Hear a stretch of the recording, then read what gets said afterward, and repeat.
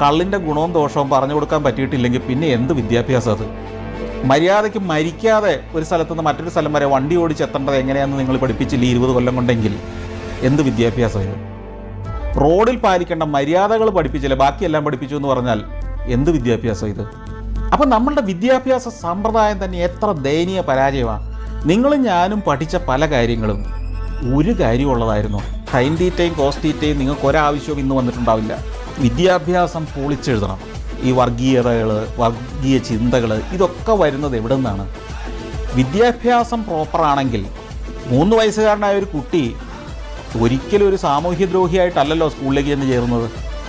പക്ഷേ അതിനെ ഒരു സാമൂഹ്യദ്രോഹിയും മതഭ്രാന്തനുമായിട്ട് വിദ്യാലയങ്ങൾ കഴിഞ്ഞ് പുറത്തിറക്കാൻ നിങ്ങൾക്ക് കഴിയുന്നുണ്ടെങ്കിൽ എവിടെയാണ് കുഴപ്പം?